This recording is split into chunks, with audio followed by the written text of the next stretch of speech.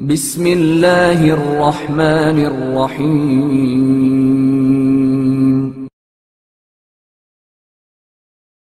معراج نبی اکرم صلی اللہ علیہ وآلہ وسلم۔ معراج کے معنی یہ ہیں کہ اللہ تعالیٰ اپنے پیغمبر محمد صلی اللہ علیہ وآلہ وسلم کو براق پر سوار کر کے زمین کے اہم مقامات کی سیر کرواتا ہوا آسمانوں تک لے گیا، اور وہاں سے سدرۃ المنتہا تک، اور پھر وہاں سے ان منازل تک لے گیا جہاں امین وحی سردار ملائکہ جبرائیل علیہ السلام نہ جا سکے، اور سدرۃ المنتہا کی منزل پر ہی یہ کہتے ہوئے ٹھہر گئے کہ اے محمد، اگر یہاں سے ذرا بھی آگے بڑھوں گا تو میرے تمام بالوں پر جل جائیں گے، اگر یکسر منہ برتر پرم پروغ تجلی بسوزت پرم۔ معراج کے بارے میں اہل اسلام کی اکثریت کا اعتقاد و ایمان ہے کہ آن حضرت صلی اللہ علیہ وآلہ وسلم کو معراج جسمانی ہوئی، اور جو معراج جسمانی کا انکار کرے وہ کافر ہے۔ امام علی رضا علیہ السلام کا فرمان ہے کہ جو شخص معراج جسمانی کو نہ مانے اور اس کی تکذیب کرے یعنی جھٹلائے، اس نے جناب رسالت مآب صلی اللہ علیہ وآلہ وسلم کو جھٹلایا۔ تاریخ واقعہ معراج کے بارے میں اکثر علماء کا کہنا ہے، اور یہی مشہور بھی ہے، کہ معراج ہجرت سے پہلے 27 رجب المرجب کی شب میں ہوئی۔ یہ معراج کہاں سے شروع ہوئی؟ اس بارے میں مشہور ترین روایت یہ ہے کہ حضرت صلی اللہ علیہ وآلہ وسلم اس رات ام ہانی بنت ابی طالب علیہ السلام کے گھر میں تشریف فرما تھے، اور وہیں سے آسمانوں کی طرف براق پر سوار ہو کر روانہ ہوئے۔ مشہور روایات کے مطابق براق ایک گھوڑا ہے جو خچر سے چھوٹا اور گدھے سے بڑا تھا، جس کا چہرہ آدمی کا، دم گائے کی اور بال گھوڑے کے ایسے تھے۔ کیفیت معراج کے بارے میں امام جعفر صادق علیہ السلام فرماتے ہیں کہ شب معراج جبرائیل، میکائیل اور اسرافیل براق لے کر حضرت صلی اللہ علیہ وآلہ وسلم کی خدمت میں اس طرح حاضر ہوئے کہ ایک ان میں سے اس کے لگام پکڑے ہوئے تھا، ایک رکاب کو اور ایک زین کو۔ حضرت صلی اللہ علیہ وآلہ وسلم اس پر سوار ہوئے اور براق آپ کو لے کر اڑا۔ جبرائیل امین علیہ السلام آپ کے ہمراہ تھے، اور زمین و آسمان کی ہر عجیب شے آپ کو دکھاتے جاتے تھے۔ حضرت صلی اللہ علیہ وآلہ وسلم فرماتے ہیں کہ میں اسی طرح چلا جا رہا تھا کہ ایک مرتبہ داہنی طرف سے ایک آواز آئی، میں نے اس کو کوئی جواب نہ دیا۔ پھر بائیں طرف سے کسی نے آواز دی، میں نے اس کا بھی کوئی جواب نہ دیا۔ اس کے بعد میں نے دیکھا کہ ایک عورت دنیا کی تمام زینتوں سے آراستہ اپنے ہاتھ کھولے ہوئے میرے سامنے آئی اور کہا، اے محمد، میری طرف دیکھو، میں تم سے کچھ بات کرنا چاہتی ہوں۔ حضرت صلی اللہ علیہ وآلہ وسلم فرماتے ہیں میں نے اس کی طرف بھی کوئی توجہ نہ کی۔ اس کے بعد کچھ دور ہی گیا تھا کہ ایک ایسی آواز سنی جس سے میں بے قرار ہو گیا، یہاں تک کہ جبرائیل نے مجھے ایک مقام پر اتارا اور کہا، اے حبیب خدا، یہاں نماز پڑھیے۔ میں نے وہاں نماز پڑھی۔ جبرائیل نے کہا، اے محمد، یہ مدینہ ہے، اور یہی آپ ہجرت کر کے سکونت پذیر ہوں گے۔ اس کے بعد میں پھر براق پر سوار ہوا، اور جہاں تک خدا نے چاہا میں نے مسافت طے کی۔ جبرائیل نے مجھے پھر ایک مقام پر اتارا اور نماز پڑھنے کے لیے کہا۔ میں نے نماز پڑھی۔ جبرائیل نے کہا، یہ طور سینہ ہے جہاں حضرت موسیٰ علیہ السلام نے خدا سے کلام کیا تھا۔ اس کے بعد میں پھر براق پر سوار ہوا اور نواحِ بیت المقدس میں پہنچا جہاں حضرت عیسیٰ پیدا ہوئے تھے۔ وہاں پہنچ کر نماز پڑھی، پھر بیت المقدس پہنچا۔ جبرائیل میرے پہلو میں تھے۔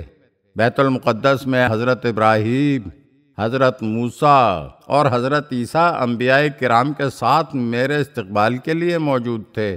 اقامت کہی گئی۔ جب نماز کی صف قائم ہو گئی تو جبرائیل نے میرا بازو پکڑ کر مجھے سب کے آگے کھڑا کر دیا اور مجھ کو امام جماعت بنایا۔ جب نماز ختم ہو گئی تو جبرائیل نے مجھ سے پوچھا، اے محمد، آپ نے اس سفر میں کیا کیا دیکھا اور کیا کیا سنا؟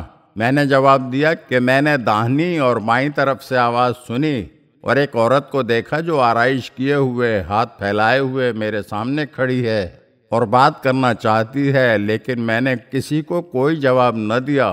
جبریل نے کہا، اے خدا کے رسول، داہنی طرف یہود کا بلانے والا تھا، اگر آپ اس کو جواب دیتے تو آپ کی ساری امت یہودی ہو جاتی، اور بائیں طرف نصارہ کا بلانے والا تھا، اگر آپ اس کو جواب دیتے تو آپ کی تمام امت نصرانی ہو جاتی، اور جو عورت آپ کے سامنے آئی وہ دنیا تھی، اگر آپ اس سے گفتگو کر لیتے تو آپ کی ساری امت دنیا دار ہو جاتی اور دنیا کو آخرت پر ترجیح دیتی۔ اس کے بعد میں پھر براق پر سوار ہوا اور آسمانوں کی طرف پرواز کرنے لگا، یہاں تک کہ پہلے آسمان پر پہنچا۔ وہاں حضرت آدم سے ملا اور ان کو سلام کیا، انہوں نے جواب سلام دیا اور دعائیں دیں۔ پھر ملک الموت سے ملا، ملک الموت نے مجھے دیکھ کر مرحبا کہا اور مجھ سے محبت کا اظہار کیا۔ پھر کہا، اے خدا کے رسول، میں ہر روز تمام دنیا کے ہر گھر کے آدمیوں کو 5 مرتبہ دیکھتا ہوں، اور جب کوئی شخص کسی مردے پر روتا ہے تو میں اس سے کہتا ہوں کہ کیوں روتے ہو، میں تو تم میں سے کسی کو بھی زندہ نہ چھوڑوں گا۔ وہاں سے پھر میں اور آگے بڑھا تو ایک جماعت کو دیکھا جس کے سامنے دسترخوان بچھا ہے، اور اس پر ایک طرف تازہ گوشت ہے اور ایک طرف بدبودار، لیکن وہ لوگ بدبودار گوشت کھاتے ہیں اور تازہ گوشت نہیں کھاتے۔ میں نے جبرائیل سے ان لوگوں کے متعلق پوچھا تو انہوں نے کہا کہ یہ آپ کی امت کے وہ لوگ ہیں جو حلال کو چھوڑ کر حرام کھاتے تھے۔ پھر میں نے کچھ لوگوں کو دیکھا جن کے ہونٹ اونٹ کے ہونٹ کی طرح تھے، اور کچھ فرشتے ان کے پہلو کا گوشت کاٹ کر ان کے منہ میں دیتے جاتے تھے۔ جبرائیل نے بتایا کہ یہ آپ کی امت کے چغل خور اور غیبت کرنے والے لوگ ہیں۔ پھر آگے بڑھا تو دیکھا کہ فرشتے کچھ لوگوں کے سر پتھروں سے کوٹ رہے ہیں۔ جبرائیل نے بتایا کہ یہ وہ لوگ ہیں جو رات کو بغیر نماز پڑھے سو جایا کرتے تھے۔ پھر میں نے ایک گروہ کو دیکھا کہ فرشتے ان کے منہ میں آگ ڈالتے ہیں اور وہ آگ ان کے نیچے سے نکلتی ہے۔ معلوم ہوا کہ یہ وہ لوگ ہیں جو ناحق یتیموں کا مال کھاتے تھے۔ اس کے بعد کچھ لوگوں کو دیکھا جن کے پیٹ اتنے بڑے تھے کہ وہ بوجھ کی وجہ سے اٹھ نہیں سکتے تھے۔ جبرائیل نے بتایا کہ یہ سود خور ہیں۔ اس کے بعد فرشتوں اور عجائبات قدرت خدا کو دیکھتا ہوا دوسرے آسمان پر پہنچا۔ وہاں حضرت عیسیٰ اور حضرت یحییٰ سے ملاقات ہوئی۔ پھر تیسرے آسمان پر حضرت یوسف، چوتھے پر حضرت ادریس، پانچویں پر حضرت ہارون اور چھٹے پر حضرت موسیٰ سے ملتا ہوا ساتویں آسمان پر پہنچا اور وہاں حضرت ابراہیم سے ملاقات کی۔ وہاں نور کے دریا اور عجائب قدرت دیکھ کر مجھے سخت حیرت ہوئی۔ اس کے بعد میں جبریل کے ساتھ بیت المعمور میں داخل ہوا اور وہاں 2 رکعت نماز پڑھی۔ پھر میں جنت کی طرف گیا تو جنت کے دروازے پر لکھا ہوا دیکھا کہ نہیں ہے کوئی معبود سوائے اللہ کے، اور محمد خدا کے رسول ہیں، علی خدا کے حبیب ہیں، حسن اور حسین خدا کے دوست ہیں، فاطمہ خدا کی کنیز ہیں، اور ان سب کے دشمنوں پر خدا کی لعنت ہے۔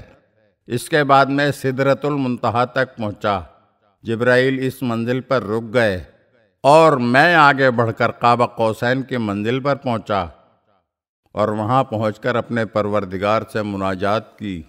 حضرت ابن عباس کہتے ہیں کہ حضرت صلی اللہ علیہ وسلم نے مزید فرمایا کہ جب میں قاب قوسین کی منزل پر پہنچا تو میرے پروردگار نے مجھ سے فرمایا، اے محمد نیچے دیکھو۔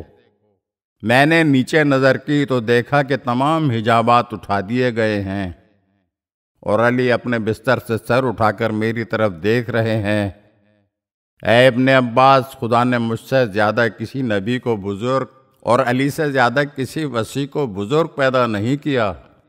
اے ابن عباس، خدا نے 5 چیزیں مجھ کو دی ہیں اور 5 چیزیں علی کو بخشی ہیں۔ مجھ کو جوامع کلمات یعنی قرآن دیا اور علی کو جوامع علوم بخشا۔ مجھ کو نبی بنایا اور علی کو وصی۔ مجھ کو کوثر دیا اور علی کو چشمہ سلسبیل۔ مجھ کو حامل وحی قرار دیا اور علی کو حامل الہام۔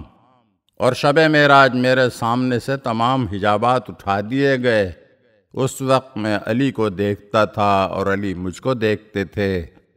قدرت نے اپنے حبیب کو ساری کائنات کی سیر کرائی اور اپنی قدرت کی نشانیاں دکھائیں۔